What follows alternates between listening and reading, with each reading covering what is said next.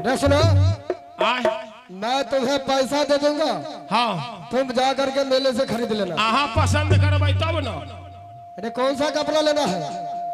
नहीं जाने छियै कौन सा कपड़ा लेना है? एक तरफ एते एक तरफ एते अच्छा पीछे में जीके